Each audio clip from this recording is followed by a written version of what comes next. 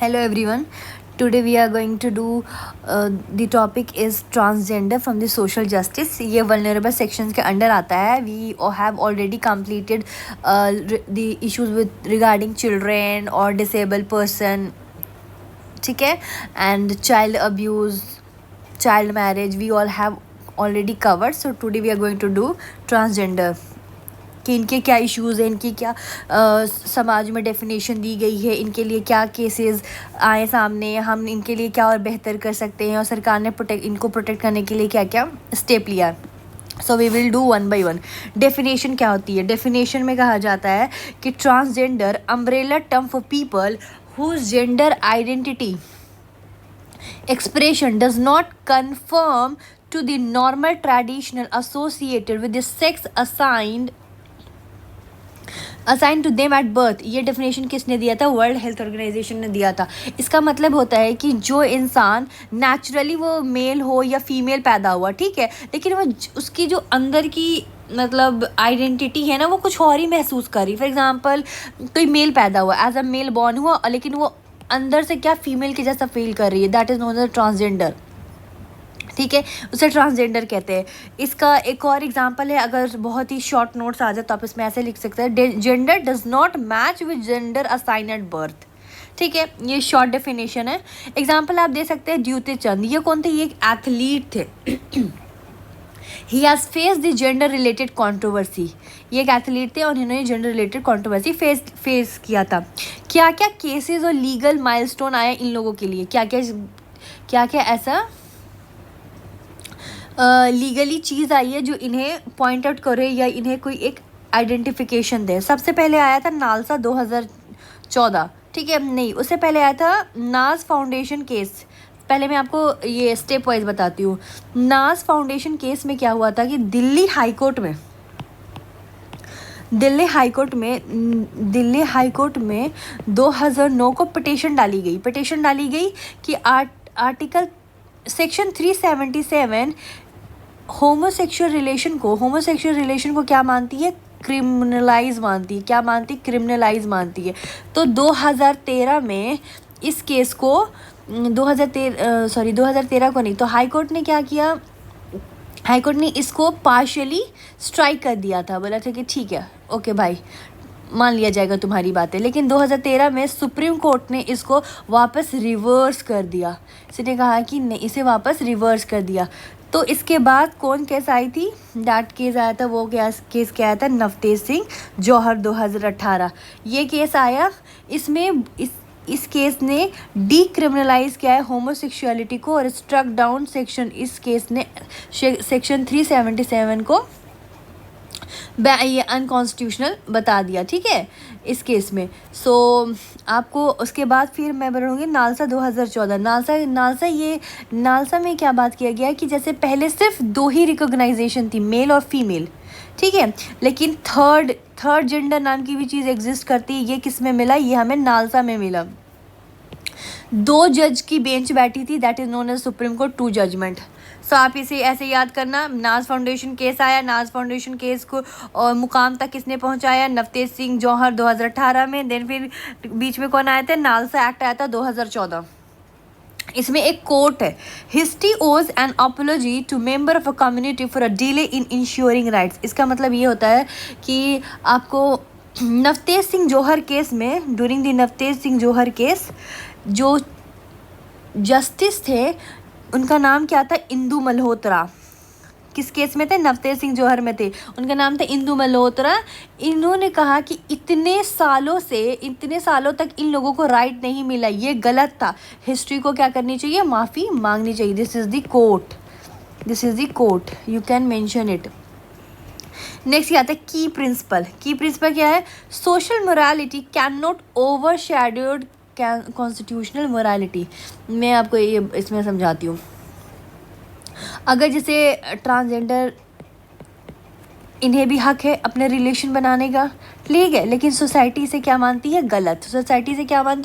ठीक है, मैं एक ही चीज़ को 2 बार इसलिए बोल रही हूँ ताकि आपकी उससे याद हो सके, साथ साथ आप समझते भी जाएं और याद करते भी जाएं.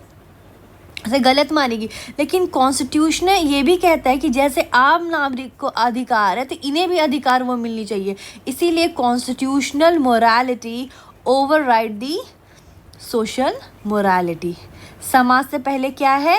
हमारा संविधान, हमारे हक। इसलिए आर्टिकल में मेंशन है कि आर्टिकल 14 इक्वलिटी बिफोर लॉ, ठीक है, इक्वल कानून की नज़र में सब एक बराबर। 15 डिस्क्रिमिनेशन नहीं की जाएगी। 19 सबको अधिकार है एक जगह से दूसरी जगह रिसाइड करने का या फ्रीडम टू स्पीच एक्सप्रेस करने का। आर्टिकल 21, ठीक है, right to life with the dignity, ठीक है। And 23 article prohibit of force labour, ठीक है, इनसे ज़बरदस्ती नहीं करा सकते, इनकी बेगिंग नहीं करवा सकते आप, प्रोहिबिशन प्रोस्टिट्यूशन फोर्स नहीं कर सकते आप इनके साथ। इतने सारे अधिकार मिला, इसलिए हमारे कॉन्स्टिट्यूशन हमेशा आगे रहेगा समाज से पहले, ठीक है। नेक्स्ट आते हैं recently NMC wrote SMC on conversion therapies ban with the prior inform consent. That is a Madras high court order ने कहा, ठीक है। एनएमसी रोट, एनएमसी कौन हो गया? एनएमसी कौन हो गया? National medical commission. National medical commission wrote किसको? स्टेट मेडिकल कमीशन को लिखा, ठीक है। इसने बोला कन्वर्जन थेरेपी में कन्वर्जन थेरेपी किसी को नॉर्मल बनाने की कोशिश जैसे साइकोलॉजिकली या फिजिकली हार्मफुल है। जैसे for example if someone is feeling like something else, तो तुम उसको नहीं ज़बरदस्ती कह सकते। फॉर एग्जांपल कोई फीमेल पैदा हुई and she is reacting like a male, ठीक है, उसकी हर हरकत मेल की तरह, तो वो उसकी जेंडर आइडेंटिटी समथिंग एल्स है, ठीक है। तो आप उसके साथ ज़बरदस्ती नहीं कर सकते कि हाँ तुम यही मानो खुद को। ये किसने कहा? ये चीज़ ban with the prior inform consent. Madras High Court ने ये चीज़ें बोली कि ये तब भी नहीं हो सकती जब भी प्रायर इन्फॉर्म कंसेंट ना हो, मतलब जब तक आप उनसे नहीं पूछो आप नहीं कर सकते। आपको डाटा देख लेते हैं कि आखिर इनके रिगार्डिंग हमारे देश में क्या क्या है। तो सेंसस 2011 में 5 lakh transgender person counted as other, ठीक है। इसमें देखा गया कि 5 लाख तो अदर कैटेगरी में आते हैं, ठीक है। 5 लाख में 23% तो सेक्स वर्क पे काम करते हैं, इनसे ज़बरदस्ती कराई जाती है। 50% को तो बेचारों को स्कूल ही नसीब नहीं है। कितने परसेंट को? 50% नेवर अटेंड स्कूल। 3% तो एड्स से जूझ रहे हैं। And 3000 with election commission under counting problem, ठीक है। इसमें क्या कहा जा रहा है कि इलेक्शन कमीशन के पास सिर्फ 30,000 रजिस्टर्ड ट्रांसजेंडर वोटर है, मतलब 5 लाख में सिर्फ 30,000 है जिनकी वोटर आइडेंटिटी है। कितना कम है, सिर्फ 30,000। जस्ट इमेजिन इनके साथ कितना गलत हो रहा है। ये भी तो ह्यूमन बीइंग है। नेक्स्ट, सेंसस शो करता है कि 4.8 lakh population but massive under counting. Sensor यही दिखाता है कि ऑफिशियली दिखा रहा है कि इतना लाख पॉपुलेशन है इनकी, ठीक है। 4.8 मोटा मोटा 5 मान लो, ठीक है। तो आखिर क्यों लेकिन 30,000 सामने आए? क्यों? क्योंकि आप हमेशा देखेंगे ये छुपे हुए रहते हैं। दे हाइड देमसेल्फ, ये पब्लिक स्पेस से खुद को छुपे हुए रहते हैं पब्लिक स्पेस से। अब इनके साथ कुछ विस्कस साइकिल भी होती है, मतलब विस्कस साइकिल बोले तो मतलब एक ही चक्कर में गोल गोल घूमते रहते हैं। ये एक साइकिल बनी जाती है इनके साथ, प्रॉब्लमेटिक साइकिल। अब देखते हैं कैसे।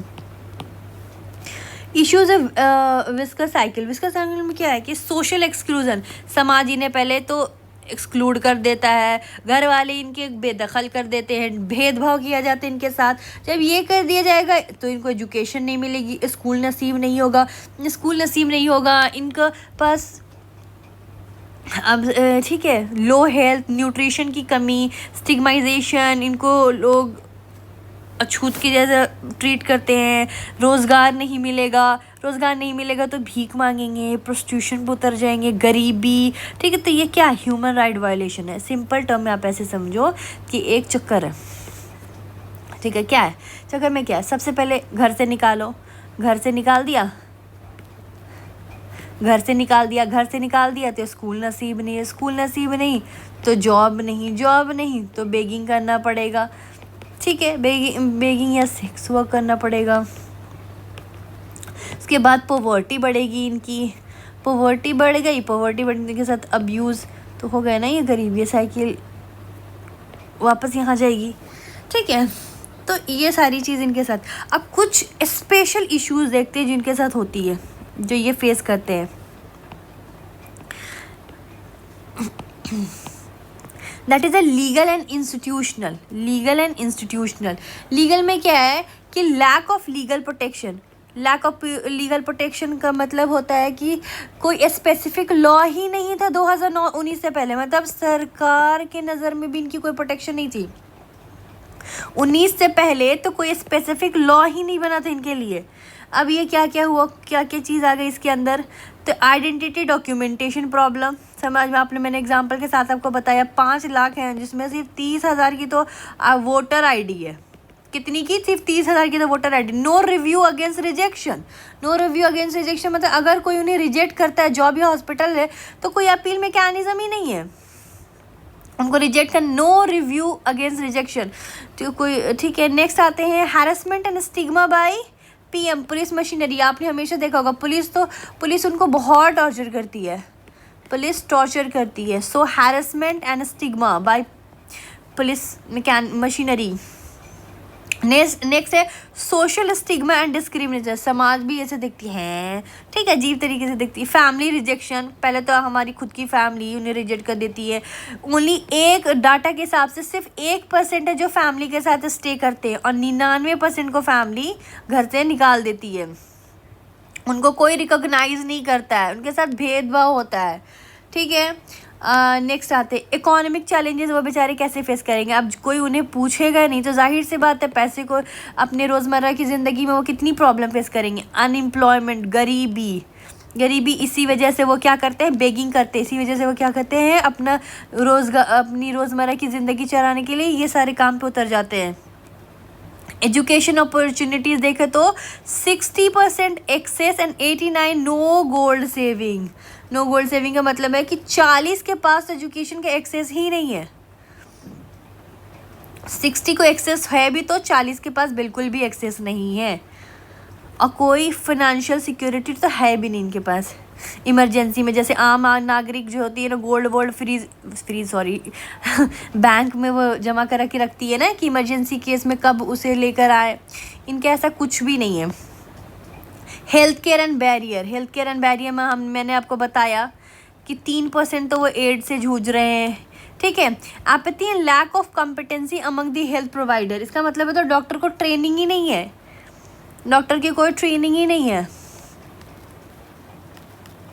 डॉक्टर ट्रेनिंग नहीं। Apathy and lack of competency. Mental health issue, अब इनको इतना सब लोग निकल यहाँ से, तू जा यहाँ से, तू ऐसा है तू वैसा, तो बेचारे डिप्रेशन में जाएंगे, इनको एंजाइटी होगी, ठीक है, ये सारी चीज़ें फेस करेंगे। Lack of education about health, इनको अपने ही हेल्थ में मुझे क्या हो रहा नहीं हो रहा, डॉक्टर जा रहा वो भी इलाज नहीं कर रहा, ठीक है, तो ये चीज़ की भी नॉलेज नहीं होगी इनको। Lack of education about health, ठीक है। इनके साथ गाली गलौच बहुत होता है, आप देखते होगे, हमेशा देखते होगे। फिज़िकल अटैक इनके साथ काफ़ी ज़्यादा होता है, ठीक है, फिज़िकल अटैक होता है। उसके बाद force marriage and sexual abuse, ठीक है। Push into prostitution and institution, ये सारी चीज़ें इनके साथ होती हैं। कुछ और चीज़ है, हम एक्स्ट्रा पॉइंट देख लेते हैं। 90% फेस इकोनॉमिक मार्जिनलाइजेशन, इसका मतलब हुआ कि नेशनल ह्यूमन राइट कमीशन में, नेशनल ह्यूमन NHRC में ये कहा गया कि 90% लोग, ये डाटा है, वेरी इंपॉर्टेंट डाटा, तो इकोनॉमिक मार्जिनलाइजेशन है, बेचारे पैसे से ही ये डाउन है, ठीक है। नो सेल्फ आइडेंटिफिकेशन, की खुद की आइडेंटिफिकेशन ही राइट नहीं है। 2019 से पहले तो कोई इन्हें पूछता भी नहीं था कि इनकी खुद की कोई आइडेंटिटी ही नहीं थी, लीगली वैलिड ही नहीं था, लीगली वैलिड नहीं था। No reservation provision, NALSA case में डिमांड किया गया इनके लिए। नालसा केस में ये कहा गया कि जैसे बाकी लोगों को रिजर्वेशन मिलती है वल्नरेबल सेक्शन को, तो इन्हें भी मिलना चाहिए लाइक एन OBC। पनिशमेंट 6 महीने to 2 year even if bonded labour baking,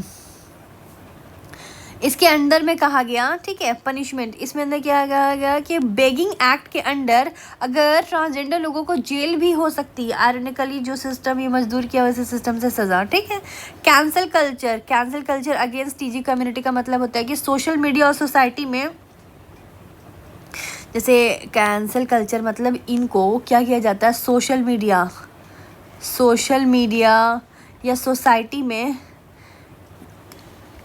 transgender को कैंसिल कर दिया जाता है। सो आप ये डाल सकते हैं, this is good word. Next आता है DGCI denied commercial pilot licence. तो ये बहुत अच्छा एग्जांपल है, you can mention this. DGCI का मतलब हो गया आपको directorate general of civil aviation, directorate general of civil aviation, director general of civil aviation, ठीक है। ये एक्चुअल केस जिसमें ट्रांसजेंडर कैंडिडेट को पायलट लाइसेंस के लिए हो गया तो उसे वो मिला ही नहीं। तो देखो कितना बड़ा डिस्क्रिमिनेशन किया गया इनके साथ। जेंडर डायस्फोरिक डिसऑर्डर, इसमें क्या होता है कि ये एक ऐसा साइकोलॉजिकल कंडीशन है जिसमें पर्सन अपने असाइन जेंडर से अनकंफर्टेबल फील करता है, तो that is known as gender dysphoria disorder, ठीक है। नेक्स्ट अब आप देखते हैं इनके साथ क्या होता है। ट्रांसजेंडर पर्सन, अब इनके लिए 2019 में एक एक्ट आया जब इनको लीगल आइडेंटिफिकेशन मिली। लीगल आइडेंटिफिकेशन में इनकी मतलब इनको भी पहचान मिली। ये बहुत ही वाइडर है, इसको एक एक करके पढ़ते हैं। सबसे पहले है कि wider dimension of right covered, बहुत ही ज़्यादा वाइडर है, सिर्फ 1-2 राइट नहीं मिलेगा। Wider dimension of right cover है, इसमें 1-2 डायमेंशन नहीं, बहुत ब्रॉड कवरेज में ये एक्ट है, वेरी ब्रॉड। इसमें एजुकेशन की बात किया गया है, एम्प्लॉयमेंट की बात की गई, इनके हेल्थ केयर की बात की गई, जो ये सारी चीज़ ये फेस कर रहे थे हाउसिंग के लिए, ये सब चीज़ इस एक्ट में टच किया गया है। क्या, जो बेसिक चीज़ है, पढ़ाई, जॉब में, हमारा हेल्थ, हमारे घर बार, that all have covered in this. No discrimination plus access to public space.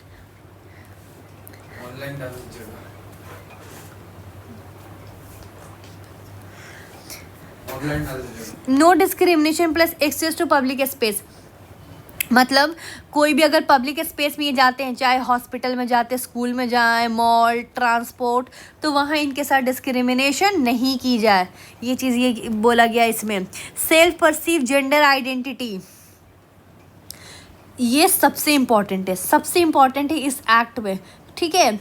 खुद बोलो, इन्हें कहा गया कि तुम खुद बोलो कि मैं ट्रांसजेंडर हूँ, मानो तुम इस बात को, शर्माओ मत, डरो मत, तुम खुद इस चीज़ को प्रूव करो। प्रूव करना सेंस कि तुम्हें एविडेंस देने की भी ज़रूरत नहीं है, just say what ever you feel like. Welfare measure by government, ठीक है, फुल पार्टिसिपेशन, गवर्नमेंट को ट्रांसजेंडर लोगों के लिए वेलफेयर स्कीम बनाना होगा। इसमें कहा गया है कि गवर्नमेंट को ट्रांसजेंडर पर ध्यान देना होगा, उनके लिए भी वेलफेयर स्कीम बनानी होगी, उन पे काम करना पड़ेगा। National transgender council for policy advice, ठीक है, ये एक ऐसी एडवाइजरी बॉडी है जो गवर्नमेंट को ट्रांसजेंडर रिलेटेड पॉलिसी से एडवाइस देगी। तो इनके लिए एक काउंसिल भी बनी, क्या नाम है उनका, नेशनल ट्रांसजेंडर काउंसिल, ठीक है, national transgender council for policy advice. ये आई आपको किस चीज़ के लिए, कि इनसे रिलेटेड जो भी मसले हैं उस चीज़ को किस तरीके से टैकल करना है, तो एडवाइस देने के लिए। आईडी इशू कौन करेगा, डिस्ट्रिक्ट मजिस्ट्रेट करेंगे। आईडी इशू कौन करेगा, डिस्ट्रिक्ट मजिस्ट्रेट करेंगे। सर्टिफिकेट फ्रॉम डीएम रिक्वायर्ड, इसका मतलब हुआ कि अगर तुम ट्रांसजेंडर हो तो ऑफिशियली प्रूफ करने के लिए डीएम से सर्टिफिकेट लेना होगा।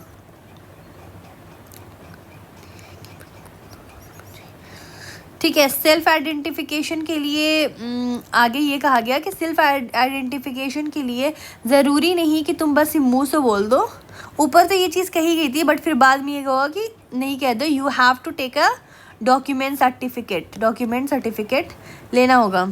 डिस्ट्रिक्ट स्क्रीनिंग कमेटी में क्या कहा गया कि सर्टिफिकेट देने से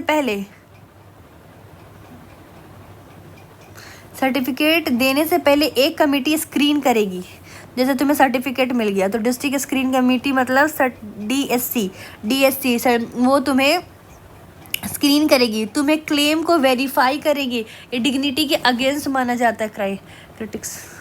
देखिए ये डिग्निटी के अलग है, ठीक है, ये कुछ ज़्यादा ही इसमें नौनखरे बात कर दिया गया है कि एक तो तुम्हें मिले, फिर ऊपर से तुमको जाके क्लेम करे, फिर तुम्हें प्रूफ करना पड़ेगा। ये क्रिटिक्स के अंदर आता है, this comes under critics. Offence against transgender, force, begging, prostitution, abuse, denial and dependence, ये सब पनिशेबल एक्ट के अंदर आता है अगर ये सारी चीज़ें की जाए तो, ठीक है।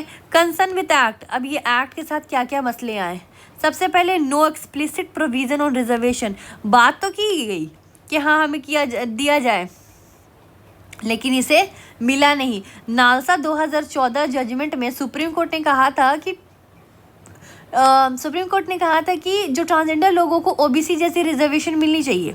इन्होंने बात की थी 2014 में, ठीक है, लेकिन 2019 के एक्ट में रिजर्वेशन का कोई प्रोविज़न ही नहीं दिया गया। ये जो एक्ट लाई गई ना, तो इसमें कोई प्रोविज़न दिया ही नहीं गया। तो ये एक इशू है इसके साथ। नालसा की डिमांड अभी तक पूरी नहीं हुई। Self perceive gender identity is unclear, एक तो तुम्हें बोला कि ठीक है तुम्हें मिलेगी, फिर इतने सारे इश्यूज बता दिया कि ये देंगे, फिर इसके साथ तुम्हें डॉक्यूमेंट सर्टिफिकेट मिलेगी, उसके बाद फिर उस चीज़ को स्क्रीन किया जाएगा, ठीक है। एक्ट कहता है कि सेल्फ परसीव्ड आइडेंटिटी, लेकिन प्रैक्टिकली डीएम से सर्टिफिकेट लेना होगा। एक तरफ तो तुम कह दो, दूसरी तरफ तो तुम्हें डीएम से सर्टिफिकेट भी लेना पड़ेगा। तो सेल्फ परसीव का मतलब ही ख़त्म हो जाता है, ठीक है। डीएम डिसाइड करेगा कि तुम ट्रांसजेंडर हो या नहीं, तो फिर क्या फ़ायदा हो गया ये चीज़ का, तुम्हें सामने वाला बताएगा। No appeal option if certificate is denied, ठीक है। अगर सर्टिफिकेट ही डिनाई हो गई, अगर डीएम ने सर्टिफिकेट डिनाई कर दिया देने से, तो फिर तुम्हारी तो कोई फॉर्मल अपीजमेंट ही नहीं रही। तो ये भी एक इशू है इसके साथ। No appeal option if certificate is denied, ठीक है। Self perceive gender identity is clear. हाँ, एक तरफ कि हाँ तुम बता दो कि तुम ये हो, एंड दूसरी तरफ इनके साथ ये सारे मसले हो रहे हैं। No strict punishment, only 6 months and 2 years, ठीक है। पॉस्को में कंपेयर करेगा पॉस्को से, तो पॉस्को में तो कम से कम 7 साल की सज़ा मिलती है, ठीक है, और SC/ST में तो और भी ज़्यादा, इसमें कितनी ज़्यादा कम है। तो उसके बाद आता है कैंसिल कल्चर। कैंसिल कल्चर में आप देखेंगे तो सोसाइटी हो या सोशल मीडिया, सभी लोग ओपनली ट्रांसजेंडर को टारगेट करते हैं, ठीक है। उनकी आवाज़ को दबा देते हैं ये लोग, ठीक है। ट्रोल होते हैं ये काफ़ी ज़्यादा। Ban on sex change therapy concern, ये बात क्या कर रहा है कि कन्वर्जन थेरेपी बैन की बात, लेकिन सेक्स रिसाइनमेंट सर्जरी का रेगुलेशन भी अनक्लियर है, ठीक है। कोई प्रॉपर फ्रेमवर्क ही नहीं दिया है। सोशल मोबिलिटी रिस्ट्रिक्शन मतलब इवन आफ्टर एक्ट के बाद भी अगर ट्रांसजेंडर लोगों की अपवर्ड मोबिलिटी, जैसे बेटर जॉब या बेटर स्टेटस, प्रैक्टिकली बहुत लिमिटेड है कंपेयर टू नॉर्मल पर्सन। तो क्या कह रहा है, सोशल मोबिलिटी रिस्ट्रिक्शन, जैसे अगर उनको सोशल मोबिलिटी की परमिशन मिल जाए ना, तो भी वो काफ़ी ज़्यादा लिमिटेड है। अब गवर्नमेंट स्कीम, सरकार ने क्या क्या स्कीम लेकर है इनके लिए, ये डिटेल में समझेंगे। तो सबसे पहले हम पढ़ते हैं गरिमा ग्रे शेल्टर। क्या गरिमा ग्रे शेल्टर, गरिमा ने क्या दिया, शेल्टर दिया। कहाँ दिया, गुजरात में दिया। किसको दिया, ट्रांसजेंडर लोगों को दिया। किसको दिया, ट्रांसजेंडर लोगों को दिया। ये याद करते हुए चलते जाइए, ठीक है। National NAT portal, national TG portal, ठीक है। इसमें क्या, ID issues plus transgender person rule, इसमें क्या बात करता है, ID issues and transgender personal,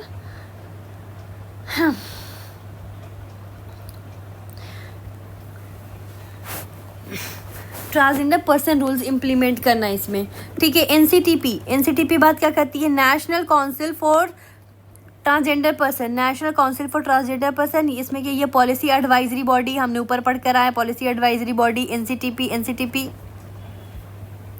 national council for ये Asmita TG clinic in Hyderabad में टीजी स्पेसिफिक हेल्थ केयर बनाया गया है, ट्रांसजेंडरों के लिए हेल्थ केयर स्पेसिफिक बनाया गया। अश्मिता ने क्या दिया? अब देखिए ये चीज़ है बट याद करने के लिए मैं अपने तरीके से यूज़ कर रही हूँ।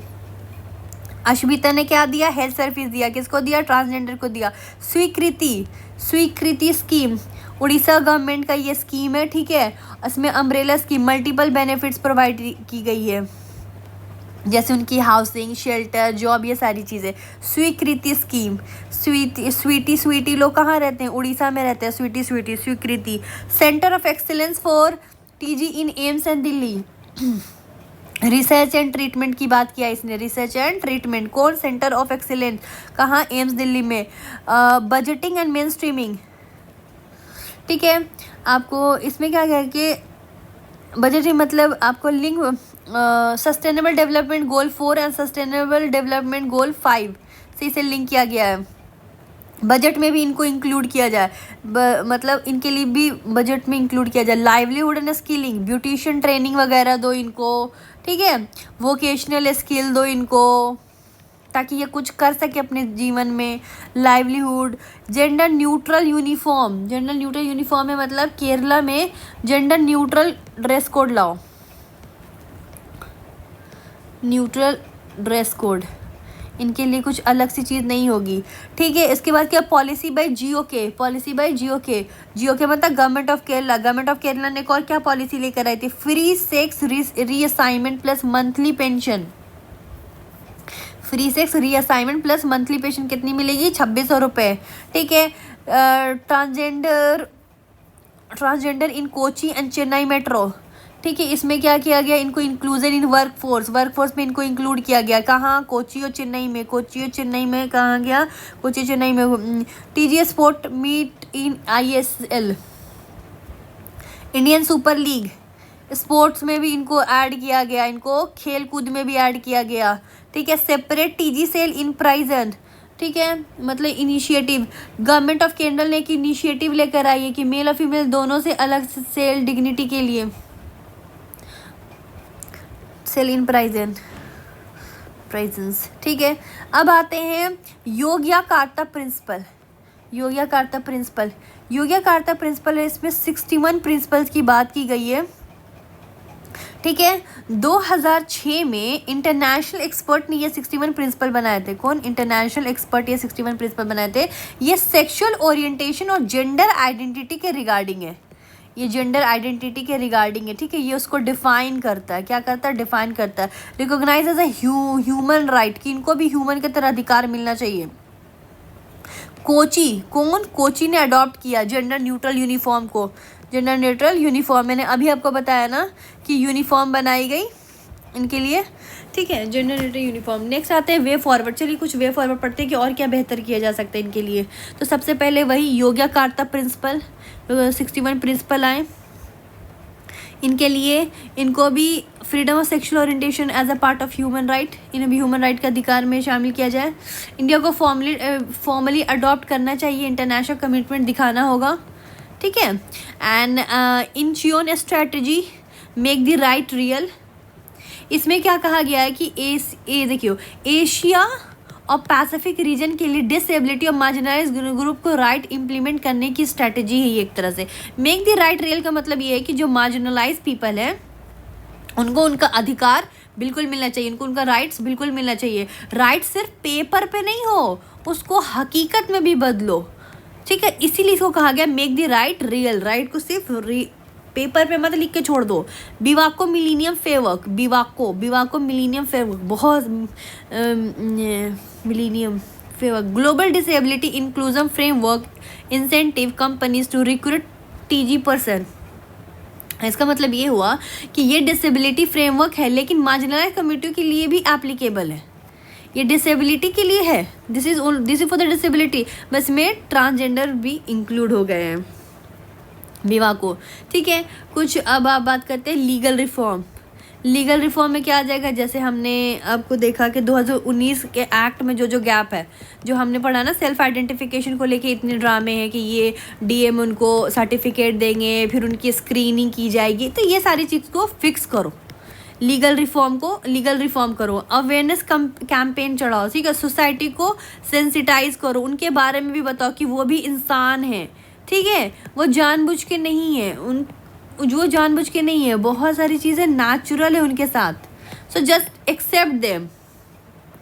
नेक्स्ट है constitution morality must prevail over social morality, है मैंने आपको ऑलरेडी बता दिया, ठीक है। नेक्स्ट आपको आता है support system and support flow. सबसे बड़ी सपोर्ट कौन होते हैं? फैमिली होते हैं। सबसे बड़े सपोर्टिव सिस्टम कौन होते हैं? फैमिली होते हैं, फ्रेंड्स होते हैं, कम्युनिटी होती है, गवर्नमेंट होता है। तो इस तरीके का एक सिस्टम बनाइए, ठीक है, family, friend, community, government, promote e learning and digital access, ठीक है। आपको ट्रांसजेंडर लोगों को आपको डिजिटल एजुकेशन सिखाइए इन्हें, ठीक है। फिजिकल स्कूल नहीं अगर जा सकते, उनके साथ कुछ भेदभाव हो रहा है तो उनको डिजिटली एजुकेशन दीजिए, इलिटरेसी मत बढ़ाने दीजिए उनको कि वो बेगिंग और फिर सेक्स वर्क करे। Policy reform, transgender person act 2019 major issue, no civil rights clear define. कोई सिविल राइट क्लियरली डिफाइन ही नहीं है, ये सबसे बड़ा gap, this is a big gap. जैसे वोटिंग, प्रॉपर्टी, मैरिज, एडॉप्शन, ये सब सिविक्स राइट होते हैं। सिविक्स राइट क्या होती है? जो बहुत ही बेसिक चीज़ें हैं, वोट देने का अधिकार, प्रॉपर्टी का अधिकार, शादी की अधिकार, एडॉप्टेशन का अधिकार, ये सिविक्स, ये क्लियरली डिफाइन ही नहीं है इनके लिए। अब आते हैं ग्लोबल फ्रेमवर्क, दुनिया में क्या इनके लिए ली गई है, ठीक है। तो सबसे पहले मैंने बताया योग्य कार्ड थे जिसमें 61 प्रिंसिपल थी, ठीक है। Sexual orientation as a human right, icon strategy, this is also make the real right. Icon strategy में क्या कहा गया है? मेक द रियल राइट, ठीक है। सिर्फ मुंह से मत बोलो, पेपर पे मत लिखो, काम भी करो। बिकॉम मिलीनियम, ये डिसेबिलिटी के लिए है लेकिन इसमें ट्रांसजेंडर को भी इंक्लूड किया गया है, ठीक है। UNCRPD ये क्या कहता है? ये है आपको UN convention right of person with disable,